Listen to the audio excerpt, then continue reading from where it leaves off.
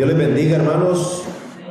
Voy a pedirles que abran sus Biblias en Primera de Pedro, capítulo 3. Primera de Pedro, capítulo 3, versos 8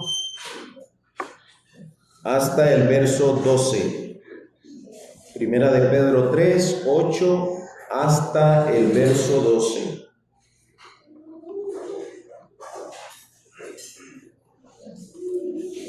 Anhelando tiempos mejores. Primera de Pedro 3, 8.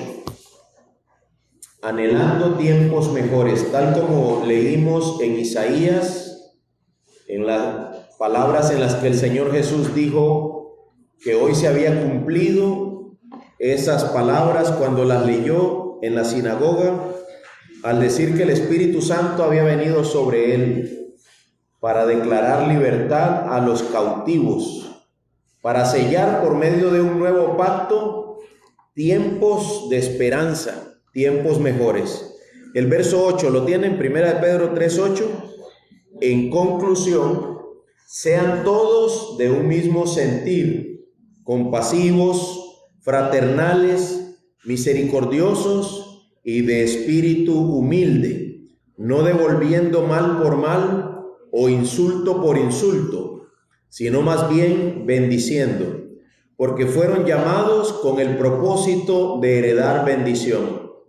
Porque el que desea la vida, amar y ver días buenos, refrene su lengua del mal y sus labios no hablen engaño.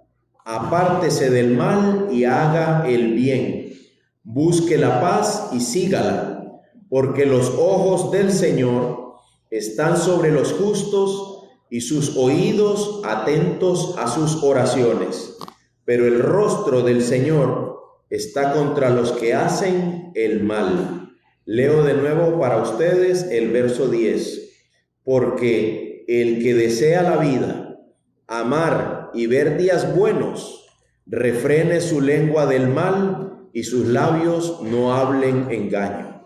Oremos.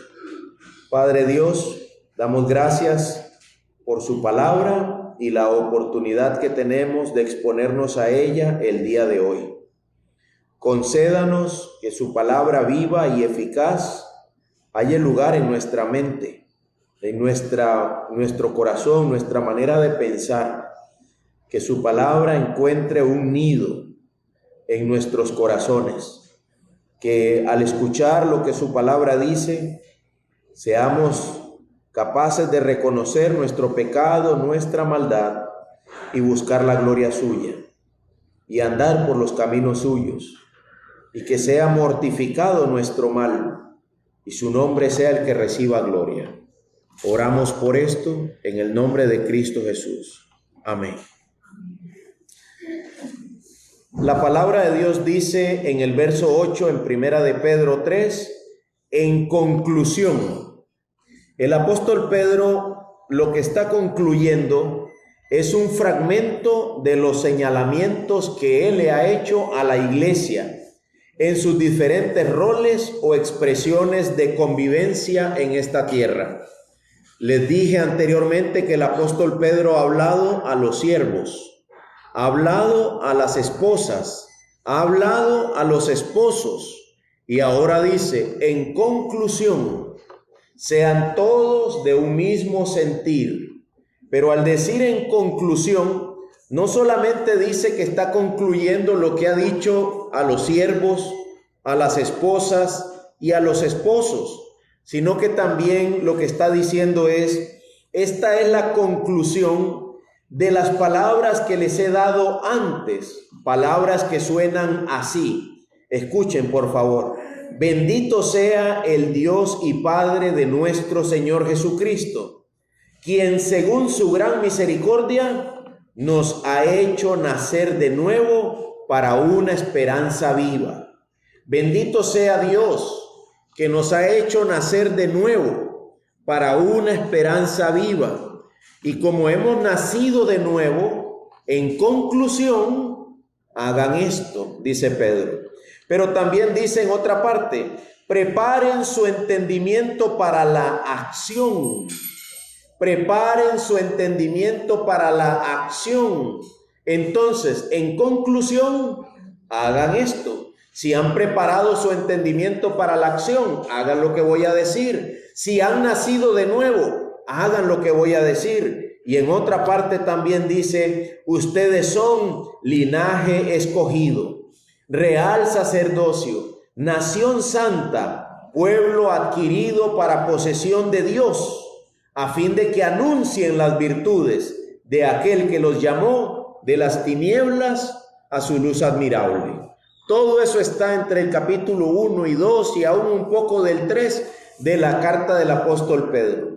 Y ahora Pedro dice, en conclusión, lo repito, si han nacido de nuevo, si están listos para la acción, si entienden que son un pueblo escogido por Dios para anunciar las virtudes de Dios, entonces en conclusión, hagan esto que Él nos señala ahora.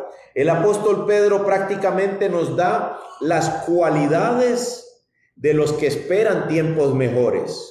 Nos define el comportamiento de los que esperan tiempos mejores.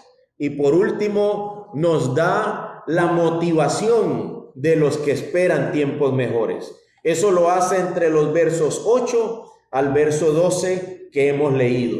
Todo está encerrado en el concepto de que somos personas que tenemos esperanza. Somos personas que estamos esperando algo mejor. Estamos esperando a alguien mejor, el cual es Cristo. Esa es nuestra esperanza. Nuestra esperanza está puesta por completo en Él. Y si esa es su esperanza, hermano, la palabra de Dios define cuál debería ser nuestra actitud, las cualidades, lo que nos motive, lo que hacemos y por qué estar motivados de esa manera. Lo primero que dice el apóstol Pedro es, hablando de las cualidades positivas, sean todos de un mismo sentir, y da una lista: compasivos, fraternales, misericordiosos y de espíritu humilde. El apóstol nos brinda una lista de cualidades cristianas. Cualidades cristianas. Una vez observé una película, hay algunas películas muy bonitas que vale la pena observarlas si a usted le gusta ver películas. Observé una que lleva por título El amor llega suavemente, y esto es una serie de películas. Pues esa serie, en un momento de esa serie, una de las personas invita a un niño a compartir alimentos, comparten alimentos con ese niño e invitan a otro adulto, y cuando le explican por qué están haciendo eso, le dicen que es caridad cristiana. Es caridad cristiana, es bondad cristiana. La razón por la que estamos compartiendo esos alimentos, decían ellos, es pura bondad cristiana. Ese día yo pensaba en prácticas que no están en nuestra cultura. Normalmente puede que nosotros comamos y bebamos, pero no lo hacemos pensando en la fe, no lo hacemos pensando en que es caridad cristiana, en que estamos haciendo algo porque eso glorifica a Dios. Pues el apóstol Pedro nos brinda una lista de cualidades cristianas, muy buenas virtudes. Recordemos que todas estas cualidades puede que sean bien vistas y procuradas dentro de una sociedad, dentro de una cultura, pero para nosotros son los mandatos de Cristo. Y al ser los mandatos de Cristo, van más allá que solo ser una buena persona. No se trata solo de ser una buena persona. Se trata de guardar las palabras de mi Señor y mi Salvador Jesucristo y demostrar la gloria de Dios, demostrar a Cristo a quienes nos rodean. El apóstol Pedro nos da estas cualidades. Dichas cualidades están completamente ligadas a haber nacido de nuevo, a haber sido lavado por la sangre de Cristo y a entender que nosotros ahora, por medio de Cristo, vivimos y permanecemos para siempre. Las cualidades inician con esta descripción: sean de un mismo sentir.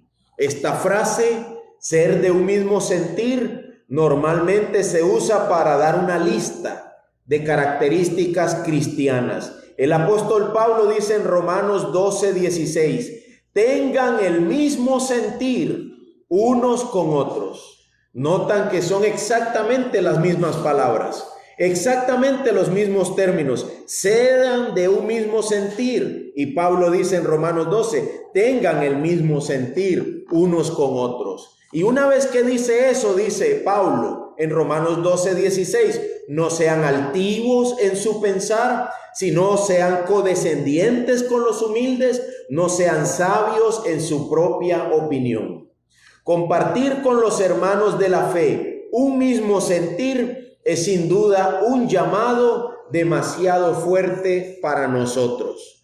Parece algo sencillo, parece algo fácil de llevar a cabo, pero tener un mismo sentir va a demandar de nosotros la muerte de nuestros ideales, la muerte de nuestros pensamientos y la búsqueda de las declaraciones de Dios de una manera profunda y comprensiva para que esas verdades nos unan. Voy a retomar lo que acabo de decir. Escuchar la frase, sean de un mismo sentir, puede parecer algo sencillo, pero para poder tener un mismo sentir, todos vamos a tener que ir a la Biblia, vamos a tener que pensar a la luz de la Biblia, cada vez más profundamente, cada vez de una forma más seria, más profunda, para que nuestras mentes se puedan unificar. Ser de un mismo sentir no tiene mucho que ver con pensar que al viajar a la playa, como lo hicimos el domingo pasado, ya ahora todos somos del mismo sentir. Eso no es cierto. Puede que estemos todos en la playa, puede que estemos todos comiendo, puede que estemos todos comiendo de la misma carne y bebiendo del mismo fresco, y sin embargo no tener todos el mismo sentir. Cuando la Biblia habla de unidad en torno a la verdad. Nunca habla de unidad en torno a las emociones. Habla de unidad en torno a la verdad que la Biblia narra, la verdad que la palabra de Dios describe, y la verdad que la palabra de Dios describe nos confronta a nosotros, a todos nosotros. Yo soy pastor y la verdad de la palabra de Dios me confronta. Usted es un hermano de la iglesia y la verdad de la palabra de Dios le confronta. En el momento en que yo me rinda a la verdad de la palabra de Dios y usted se rinda a la verdad de la palabra de Dios, todos tendremos un mismo sentir. No es el sentir de lo que a mí o a alguien le parezca más importante. Es el sentir de lo que la Biblia declara, de lo que la Biblia dice, y sujetarnos a ella. Vivir conforme a lo que la palabra de Dios declara. Jamás conllevará ser de un mismo sentir en aspectos pecaminosos, sino en aquello que está relacionado, escuche mi hermano por favor, ser de un mismo sentir en lo que está relacionado con lo justo, lo santo, lo bueno, lo que vale la pena nombrar. Ser de un mismo sentir en esas cosas, de lo que vale la pena hablar, de lo que vale la pena hacer juntos. En eso dice la Biblia, sean todos de un mismo sentir. ¿Se acuerdan? La Biblia dice que la voluntad de Dios está relacionada con lo bueno, con lo agradable, con lo santo, con lo puro. Y por lo tanto en eso nosotros hemos de ser de un mismo sentir. A veces las personas se acercan a nosotros para tratar de seducirnos, para que seamos de un mismo sentir con ellos. Cuando ocurre eso debemos preguntarnos si la persona que me está llamando a ser de un mismo sentir con ella es una persona que refleja a Cristo y si aquello a lo que me está llamando tiene que ver con Cristo. Cuando no hay un reflejo de Cristo, esa persona no puede estarme llamando a mí a ser de un mismo sentir con ella, puesto que no vamos a reflejar a Cristo. Y cuando aquello a lo que me está llamando no glorifica el nombre de Dios, no tiene relación con lo bueno, lo santo, lo puro, lo que vale la pena nombrar, entonces no debe haber un mismo sentir en eso. En ese sentido, más bien deberíamos tomar distancia. Pero cuando es que me están llamando a lo bueno, a lo puro, a lo santo, a lo que vale la pena nombrar, entonces estoy llamado a matar mi pecado y ser de un mismo sentir en eso. Ser unánime con ese hermano, con esa hermana en eso. Es una unidad de sentir que nos lleva a nosotros a una unidad de actuación entre los santos. Es decir, es una unidad de sentir que nos va a llevar a actuar todos como si fuéramos uno solo. ¿Has nacido de nuevo? Procura unificarte con la iglesia. ¿Has nacido de nuevo? Procura unificarte con la iglesia. Ser de un mismo sentir con toda ella. Dios te ha llamado a ti para anunciar las virtudes de aquel que te llamó de las tinieblas a su luz. Procura ser de un mismo sentir con toda la iglesia. Siempre nuestro juicio estará más claro si tomamos el parecer de toda la iglesia.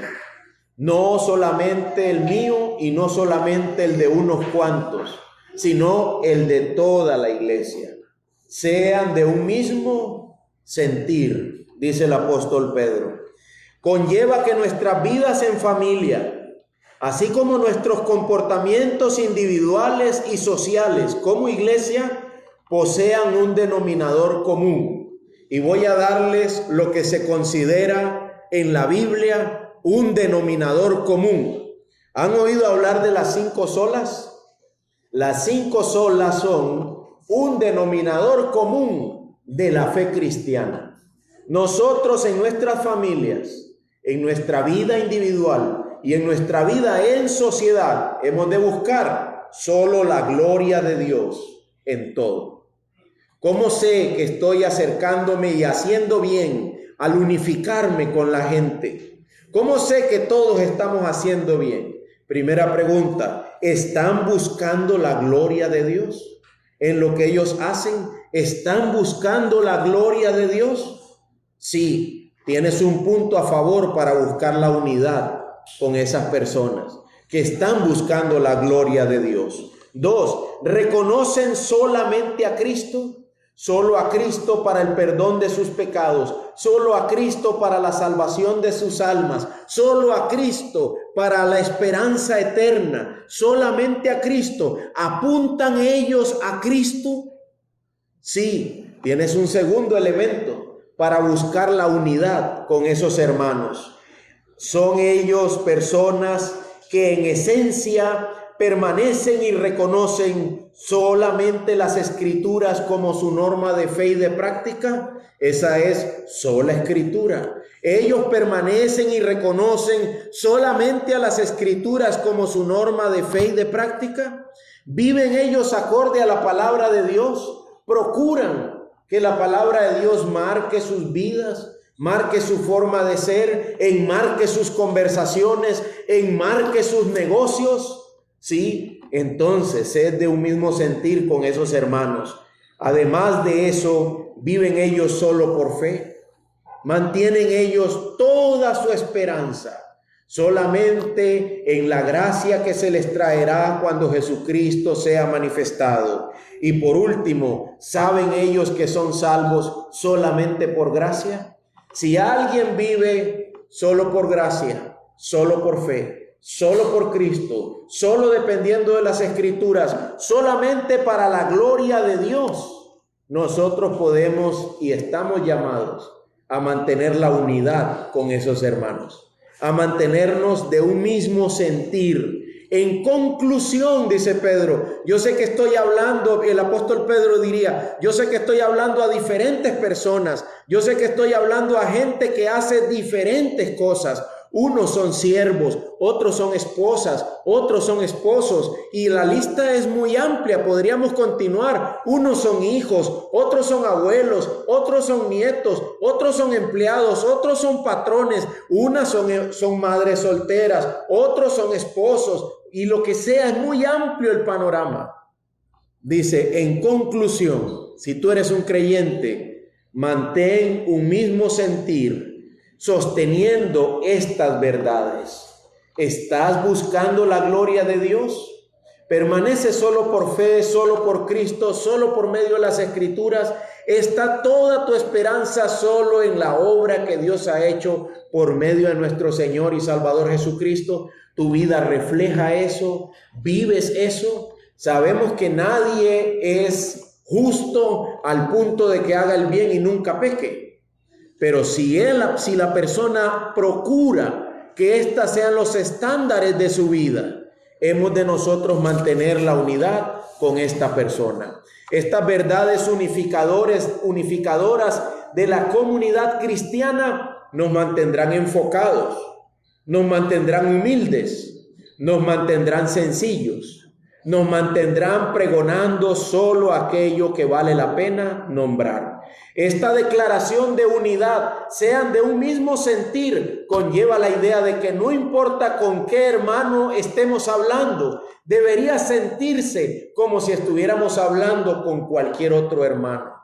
Normalmente dentro de la iglesia, eso es uno de los puntos más difíciles de alcanzar. Que no importa con quién estemos hablando, debería sentirse como si estuviéramos hablando con cualquier otro hermano. El otro día le estaba leyendo a una pareja que es visita dentro de la iglesia. Yo le estaba leyendo quién es bandera en alto. Ustedes saben que bandera en alto tiene una definición de quiénes somos como iglesia. Yo les estaba leyendo eso a esas personas. Cuando terminé de leerlo, básicamente uno de ellos respondió: bueno, eso que usted leyó ahí suena muy bonito, pero no es la experiencia que he tenido con algunos miembros de bandera en alto. Eso es muy duro de escuchar y es muy lamentable, porque significa que no hay unidad dentro de lo que se está predicando y dentro de lo que se está viviendo. Los miembros de Iglesia Cristiana Bandera en Alto que comulgan domingo a domingo cada vez que tenemos la Santa Cena, deberíamos tener todos en muy alta estima el ser de un mismo sentir.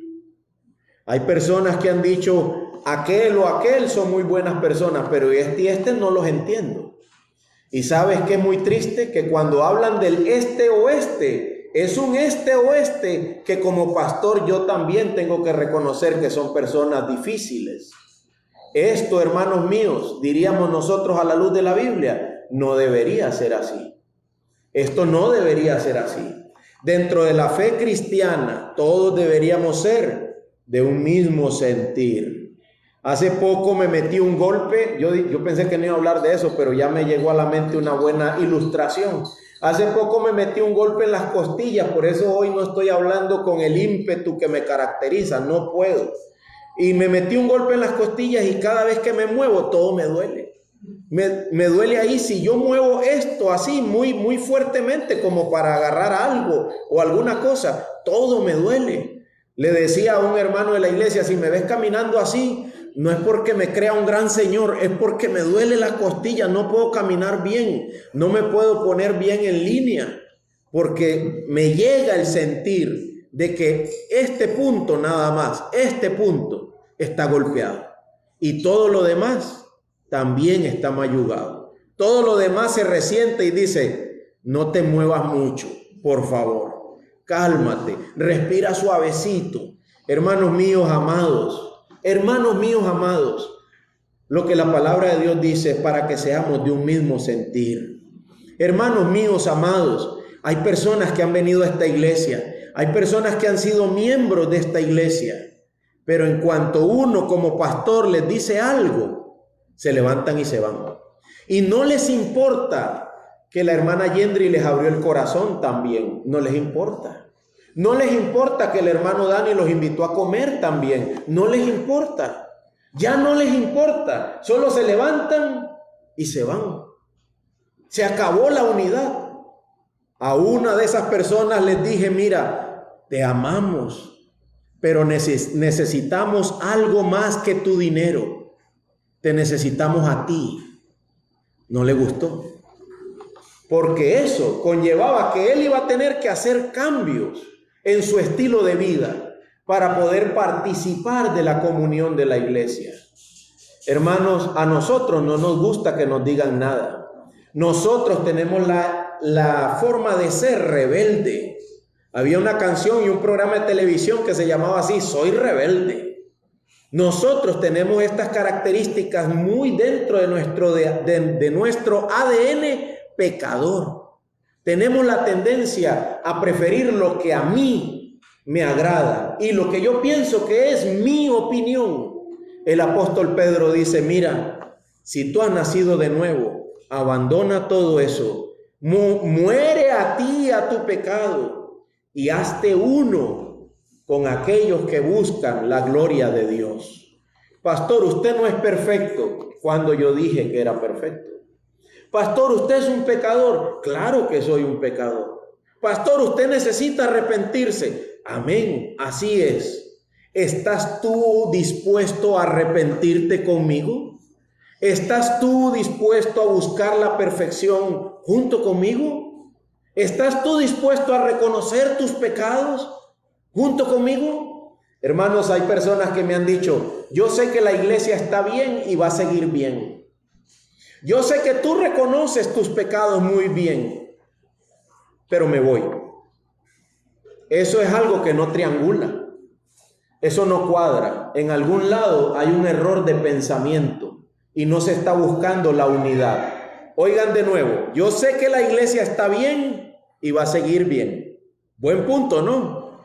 Se predica bien la palabra, esos hermanos cantan, todos tienen disposición de servir y de amar a Cristo. Yo sé que tú reconoces tus pecados bien. De una manera increíble puedes ver tu propia maldad. Me asombra cómo eres capaz de ver tu propia maldad. Por lo tanto, me quedo junto con ustedes para seguir buscando a Cristo. No, me voy. Algo no cuadra dentro de esos argumentos. Hay orgullo y arrogancia de parte de alguien o de algo que no le permite sujetarse a la unidad de la iglesia local. La iglesia local está llamada a estar unida, de manera que cada hermano, en cada lugar, en cada hogar, todos hablemos una misma cosa. Nuestro discurso sea exactamente el mismo. Que donde quiera que vayamos, encontremos que todos piensan igual.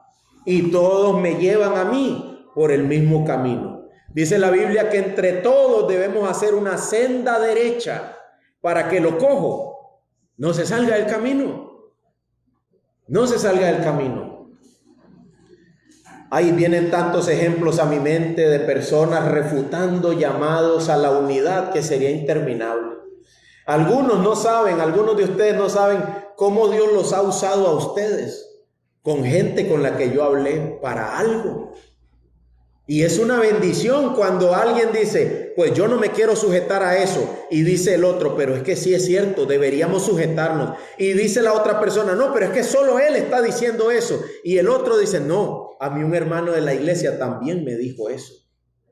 Todos estábamos llamándolo a ir por un mismo camino. Todos estamos llamados a mantenernos unidos. Luego de esa frase introductoria, el apóstol Pedro dice, sean de un mismo sentir, compasivos, fraternales, misericordiosos, de espíritu humilde. Ahí, vamos con compasivos. Se puede entender como una persona con conmiseración o tener un sentimiento de compañero. Viene de la idea de experimentar dolor juntamente con el otro.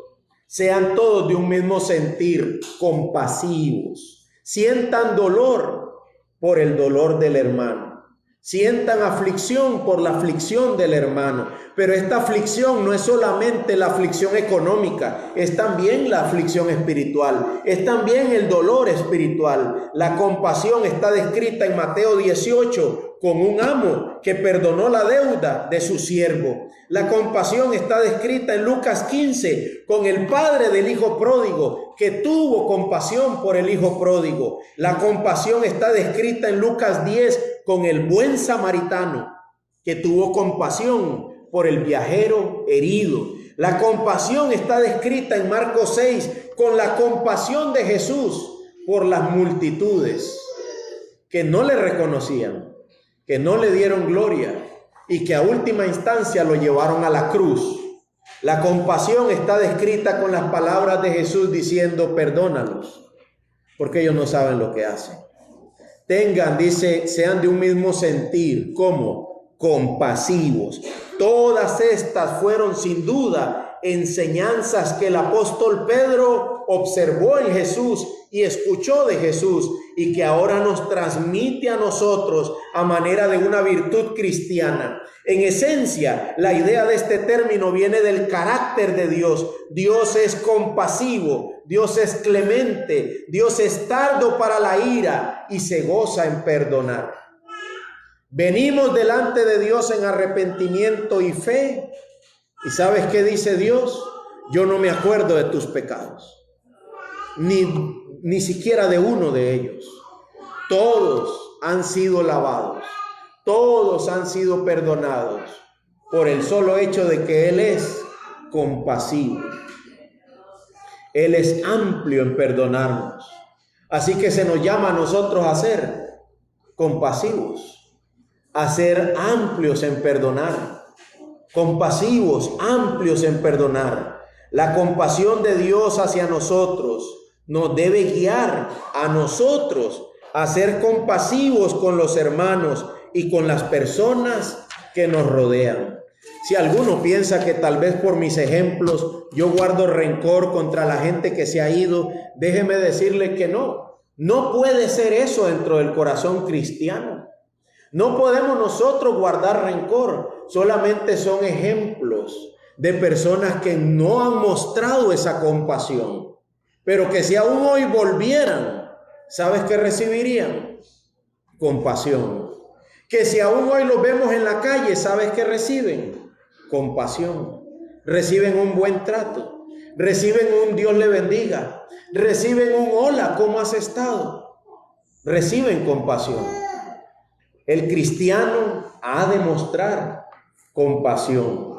Hace aproximadamente unos 20 años, una iglesia en la que yo era miembro, nos echaron, ¿verdad? No, perdón, 20 años, no tanto, pero ya va por ahí buscando 20 años. Nos echaron de aquel grupo del que éramos miembros. Me topé con uno de los antiguos pastores dentro de esa iglesia. Extendí la mano para saludarlo. Me vio a los ojos, dio media vuelta y se fue. Y la mano mía se quedó extendida así. Sabes que, aunque fuera un asesino, por compasión, deberíamos extender la mano y saludarlo. No deberíamos actuar como personas que no son compasivas. Recuerda qué significa compasión, que se duele con el otro. Compasivos. Lo contrario a ser compasivo es ser agresivo. Lo contrario a ser compasivo es tener falta de empatía, es no ponerse en los zapatos de los demás. Es lo contrario a ser compasivo. Fraternal, dice la Biblia, una segunda palabra. Fraternal no es una palabra difícil de entender. Básicamente significa amor de hermanos. El amor conlleva muchas implicaciones en la vida cristiana. Por ejemplo, el no separarnos de los hermanos que nos dicen la verdad. Eso es amor. Amor fraterno. Son mis hermanos y me han dicho la verdad. No me separo de ellos. Se habla mucho de amor, pero cuando somos confrontados por nuestro mal comportamiento, tenemos la costumbre de huir en lugar de reconocer nuestro mal y continuar extendiendo nuestro amor. ¿Sabes qué es lo que pasa cuando hay alguna discordia? Las antiguas muestras de amor se cortan para dar paso al odio o al resentimiento. Eso no es amor. El amor fraterno o el sentir fraternal describe un comportamiento que es permanente. Las muestras de amor no tienen por qué cortarse. Es como dicen, ¿verdad? Las parejas se devuelven los peluches. Ya no son novios, entonces van para allá los peluches de aquí y van para acá los peluches de aquí. Devuélvame todo eso, yo le devuelvo todo, ya no somos nada. Todas las muestras de amor se hunden. Eso no es fraternidad cristiana. La fraternidad cristiana es mantener esas muestras de amor. Va de la mano de la compasión. Cuando alguien nos ofende, y esto incluye ofensas reales o interpretaciones ofensivas, es decir, a veces no son ofensas reales, a veces es que yo lo entiendo como una ofensa, es cuando se prueba profundamente ese sencillo pero radical mandamiento o descripción de lo que es amar a los hermanos. Ahí es donde se ve realmente si hay amor. Cuando alguien me ofende realmente o cuando aparentemente me ha ofendido. Ahora es cuando vamos a ver si de verdad hay amor. Dice un libro que vamos a empezar a leer con los caballeros que van a ayudar en el liderazgo de la iglesia. Dice, prefiere ser amigo de la persona que es profunda y no de la persona que es como una palomita de maíz. ¿Ustedes han visto las palomitas de maíz? Las pone uno en el fuego y cuando la temperatura empieza a llegar, ¿qué les pasa? Explotan. Algunos de nosotros tenemos una personalidad muy afable, muy explosiva, muy chachachá, muy jijiji, hasta que nos ofenden. Cuando nos ofenden, se cambia. Y ahora somos serios, secos, ¿verdad? Hay personas que vienen, te ven de largo y te levantan en un abrazo. Te llevan de aquí a la puerta en el abrazo. Pero si los ofendes en algo, ya no te abrazan. Dice el libro, mejor sea amigo de los profundos, no de los que son como palomitas de maíz. Porque los que son como palomitas de maíz son inestables. Hoy dan amor, mañana dan odio. Es mejor ser amigo del que es quieto, es serio, es sereno.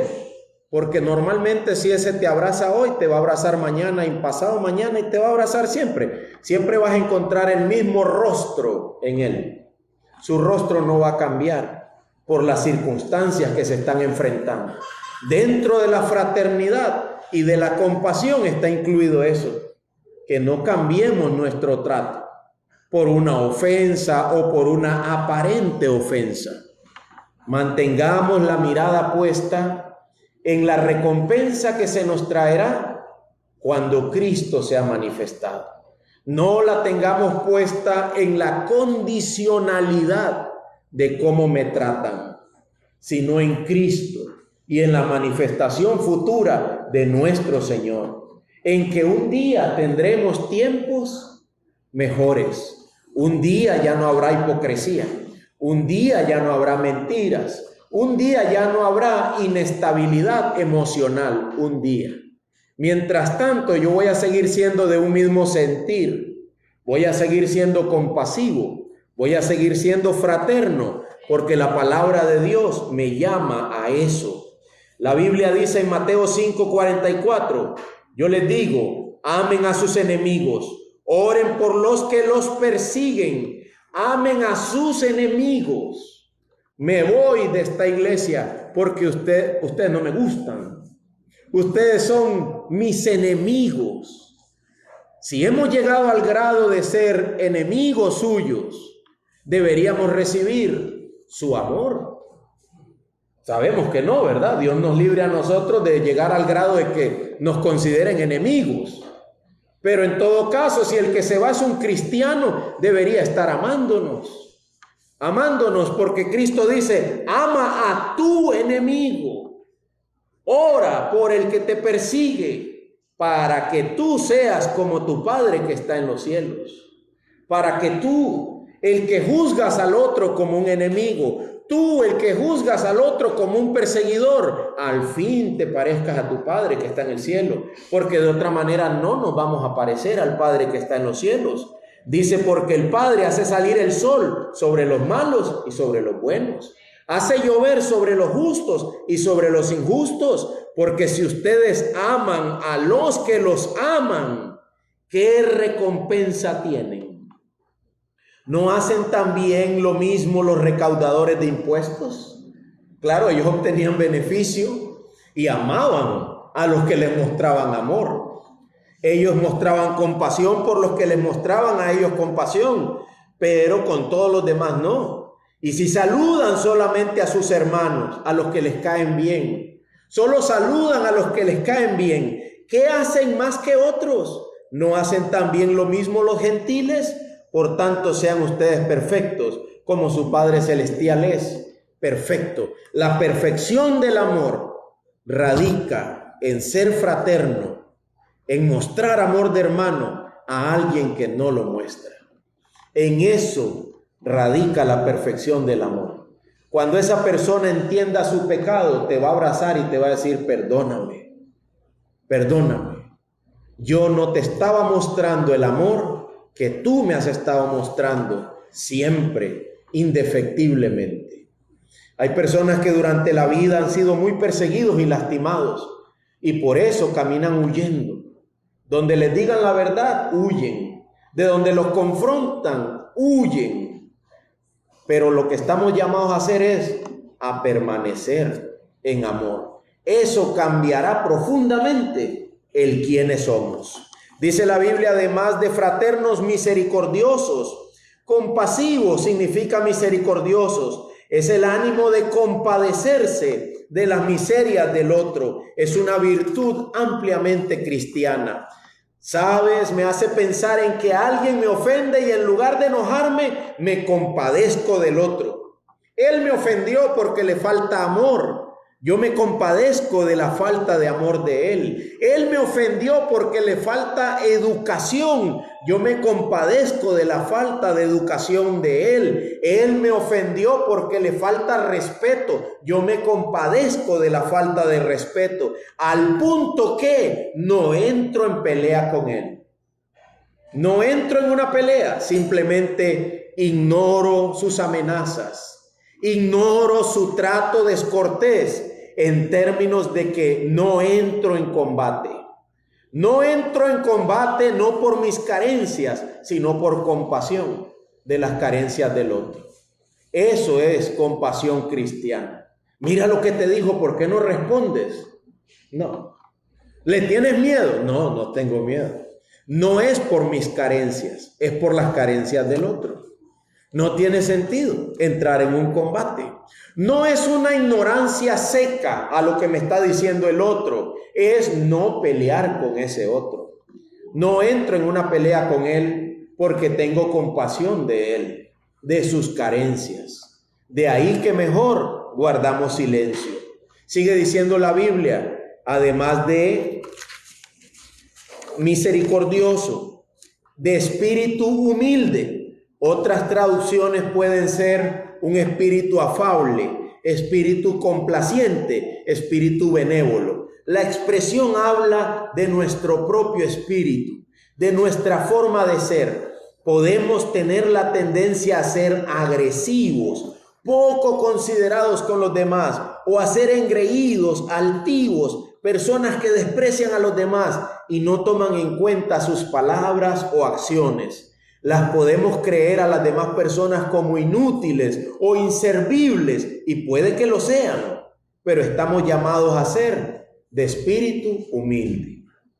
Es decir, puede que sea cierto, puede que la otra persona no sirva para nada, pero aún así yo estoy llamado a tener un espíritu humilde y no volverme un engreído ante esa otra persona. Mantener una postura tranquila, donde dice espíritu humilde, está hablando de nosotros, de nuestro espíritu.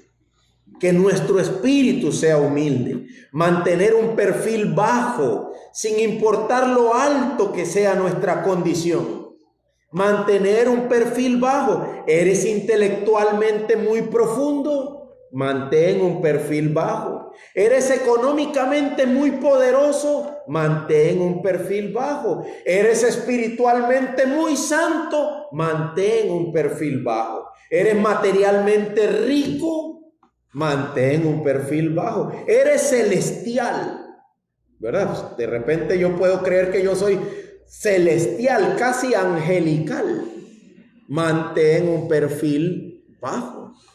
Como si no fueras nada de eso. Eso es un espíritu humilde. Eso es un espíritu humilde. Una vez un gran ingeniero, grande, cuando digo grande hablo de esos que agarran contratos con gobiernos en otros países.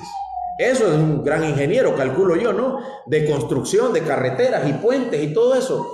Ese ingeniero sabía que 2 cristianos iban a ir a una conferencia al país de él. Y sabía que esos cristianos no conocían ese país. Pues ese ingeniero estaba esperándolos en el aeropuerto. Él se pudo haber ido el día antes o cuando él quería. Él andaba en otras cosas. Pero alguien le dijo: hermano, vienen 2 cristianitos de Costa Rica y no conocen aquí donde. Él dijo: yo voy a esperarlos y los voy a guiar. ¿Tú te encargas de eso? Sí, y los voy a llevar a comer a mi casa y no se preocupen, yo me hago cargo de ellos. Y los hermanos estaban felices, gracias a Dios por ese ingeniero, ¿verdad?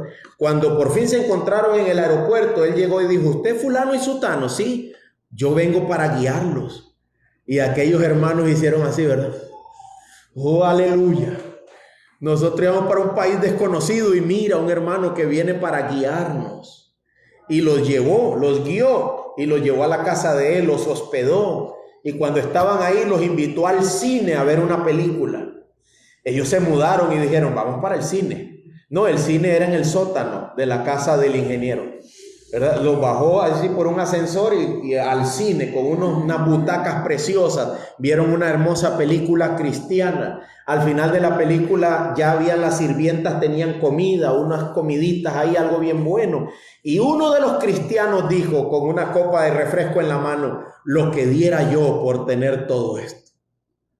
Y el ingeniero dijo: lo que diera yo por tener a mi hijo a la par mía en el evangelio como usted tiene el suyo. El cristiano que me contó eso me dijo: hermano, se me cayó la cara de vergüenza. Porque ese hombre tenía bienes materiales, pero su espíritu era humilde. Y él entendía como superior una cosa: a Cristo. Cristo era mejor. Todo lo que tengo, dijo el ingeniero, es solo para servir a los santos. Por eso lo recogí, por eso te tengo aquí viendo una película, para servir a los santos. Pero nada de eso es la identidad de un hombre de Dios, de una mujer de Dios. Una mujer también estaba preparándose en un seminario, Nancy Lee DeMoss, y lo digo porque ustedes la escuchan, saben quién es, ella lo contó. Lo que voy a decir, Nancy lo contó. Es una mujer que ha estudiado mucho y se estaba preparando y ya estaba casi graduándose, y su pastor era un pastor tonto que no conocía bien la Biblia, un hombre insensato que le faltaba un montón de sabiduría. Ella agarró y hizo toda una tesis para confrontar a ese pastor ese día. La enrollé, dice, me la llevé para el culto y la tuve ahí debajo de mi hombro todo el rato pensando solo: hoy voy a hablar con este pastor. Él se merece que yo lo ponga en su lugar. Es increíble lo que este hombre está haciendo. Y cuando el culto iba a terminar, dice que el Espíritu de Dios no la dejó quieta y le dijo: cállate, cállate, no digas nada, no hables. Tú no eres la que está llamada a hacer nada de eso. ¿Sabes qué se había estado afectando en esta mujer mientras estudiaba? Su espíritu. Había dejado de ser humilde. Se estaba engrandeciendo. Estaba a punto de tomar un lugar que no era para ella. Una forma de proceder a la que Dios no le había llamado. No era ella la persona indicada para hacer esos reclamos. No era ella la persona que debía tomar tal actitud. Gracias a Dios fue intervenida y humillada por Dios. Al punto que dice: no lo hice, no hice eso. Le pesó en su corazón haber usado todo su intelecto y toda su formación para atacar a alguien a quien ella percibía como un monstruo. Probablemente la actitud del corazón de ese pastor era otra. Pero muchas veces, por falta de un espíritu humilde, nosotros vemos fantasmas donde no los hay. Vemos monstruos donde no hay monstruos y peleamos batallas que no necesitamos pelear. Dice el apóstol Pedro: si tú has nacido de nuevo, mantén un espíritu humilde. Dentro de estas cualidades cristianas, mantén un espíritu humilde. En ocasiones las presiones de la vida diaria nos juegan una mala pasada y nuestra forma de ser deja de ser humilde para tornarse agresiva, contrincante y antibíblica. En ocasiones pasa esto. Mas si estamos en Cristo, abogado tenemos para con Dios, a nuestro Señor y Salvador Jesucristo. Reconozcamos ese pecado, apartémonos de eso y volvamos al Señor. Luego que Pedro ha descrito las actitudes, habla de las acciones. Si estas actitudes que Pedro ha descrito están en nosotros, leo, en conclusión, sean todos de un mismo sentir, compasivos, fraternales, misericordiosos y de espíritu humilde. Si esto está en nosotros, entonces no haremos esto otro. Ahora describe la acción del que espera tiempos mejores. Dice, no devuelvan mal por mal o insulto por insulto, sino más bien bendiciendo, porque fueron llamados con el propósito de heredar bendición. No devuelvan mal por mal. Me gusta cómo Pedro lo resume. No paguen con la misma moneda. No devuelvan mal por mal. A los que no son compasivos con ustedes, a los que no son fraternos, a los que no son humildes, a los que se separan, a los que no les muestran amor, no devuelvan mal por mal. No hagan eso, porque ustedes están llamados para tiempos mejores.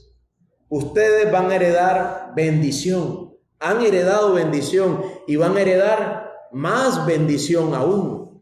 Entonces, solo sigan dando bendición. Nada más sigan dando bendición. Sigo leyendo. Dice, más bien bendiciendo, porque fueron llamados con el propósito de heredar bendición. Porque el que desea la vida, amar ver días buenos, refrene su lengua del mal y sus labios no hablen engaño. Apártese del mal y haga el bien, busque la paz y sígala. Ustedes están para estas cosas que Pedro describe. La vida, que es una alusión a la vida eterna. Amar y ver días buenos. Por lo tanto, lo que salga de ustedes sea bendición. Romanos 12:17 dice, nunca paguen a nadie. Y mira, cada cuánto dice, nunca paguen a nadie mal por mal. Nunca paguen a nadie mal por mal. Respeten lo bueno delante de todos los hombres. Primera Tesalonicenses 5:15. Miren entre ustedes que ninguno devuelva a otro mal por mal, sino que procuren siempre lo bueno, los unos para con los otros y para con todos. Que nadie pague a otro mal por mal. Estos mandamientos son sin duda contrarios a la mentalidad de nuestra sociedad y al ambiente en que nosotros crecimos. Como sociedad estamos habituados a pagar mal al que nos hace mal. Y estoy seguro que fue lo mismo para los apóstoles y para los santos del primer siglo. Pedro fue uno que le arrancó la oreja a alguien que amenazó el bienestar de Jesús. Pedro le arrancó la oreja a Malco, a un guardia romano. Él le arrancó la oreja. Jesús le dijo, guarda eso. No estamos para eso. Y le reparó la oreja al hombre que le habían arrancado la oreja. Así que para Pedro fue igual, para él fue toda una enseñanza. También no pagar a nadie mal por mal. Una vez el apóstol Pablo agarró a Pedro y le pegó una buena regañada. Una buena regañada. Y Pedro en sus cartas le dice a Pablo, el amado hermano Pablo.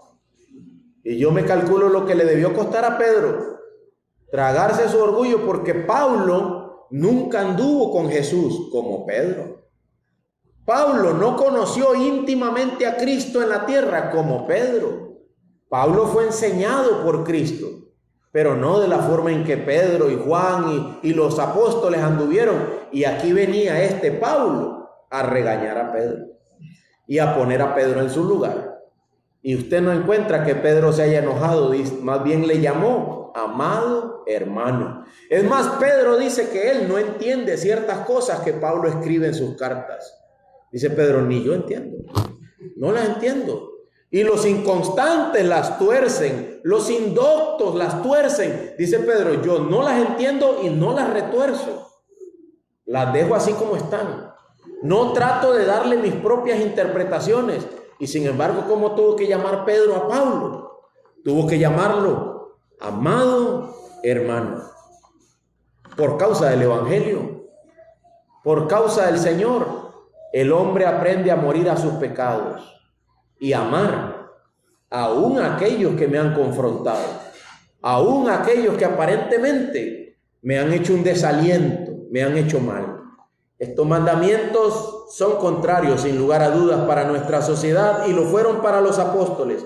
Para ellos como para nosotros, estas demandas cristianas prácticas significaron la muerte de sus ideas y la confianza de que Dios tiene el control.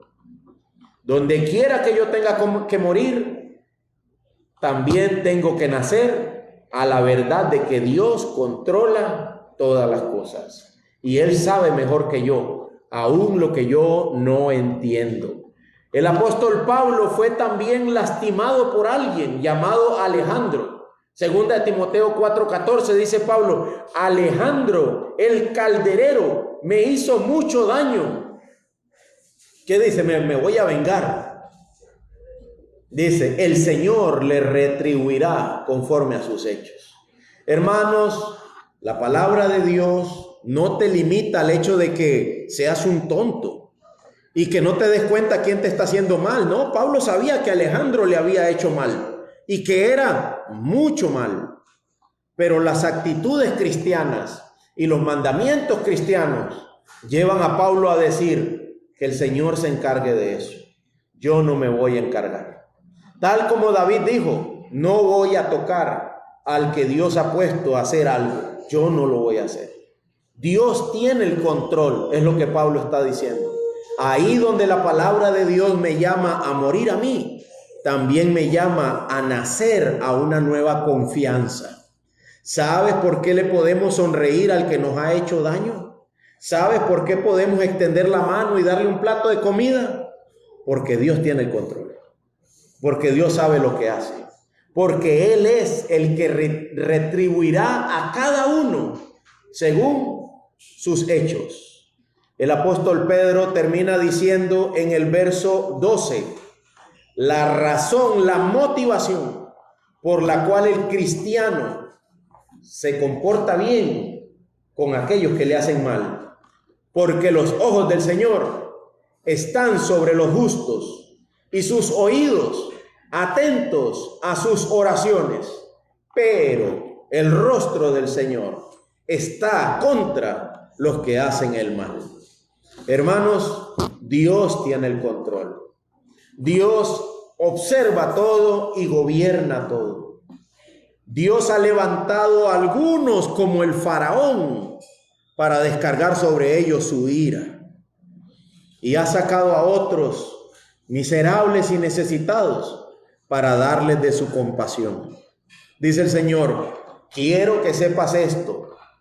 A ti te quiero para tiempos mejores. A los que te hacen mal, déjalos. Yo estoy observando todo eso. Yo estoy tomando cuentas. Tú confía y búscame a mí. Descansa solamente en mí. De lo demás me encargo yo, dice el Señor. El Señor se encargará de eso. Hermanos, no empuñemos nosotros las armas que le toca solamente a Dios empuñar. Cuando uno empuña la venganza, le aplica ira y enojo, que no son santas. Las nuestras no son santas. Dejemos que Dios se encargue de lo que nos rodea y nosotros encarguémonos de hacer su voluntad. Ya les decía yo a los hermanos que yo me caí de 2 metros de alto. Caída al vacío. Yo no sé cuánto peso yo, como 87 kilos, quién sabe por ahí. Cayendo a 2 metros de hondo y abajo había una viga de cemento, hay una cosa que hay ahí de concreto, que hace esquina así. Y eso me dio aquí. A los 2 metros al fondo lo que estaba era eso. Me dio aquí y reboté y caí así entre una madera. ¿Y sabes qué fue lo primero que pasó por mi mente cuando medio logré respirar de nuevo? Ay, cómo se siente que Dios lo deje caer a uno, ¿verdad? Ay, cómo se siente. Hermano mío, miremos a Cristo. Cada uno dará cuentas a Dios por sus hechos. Mientras tanto, miremos a Cristo. Él sabrá a quién va a dejar caer y Él sabrá a quién Él va a sostener. Nosotros, el perfil de nosotros acaba de ser descrito aquí. El que desea la vida, quiere amar y quiere ver días buenos, refrene su lengua del mal y sus labios no hablen engaño. Apártese del mal y haga el bien. Es lo que el Señor declara. Oremos.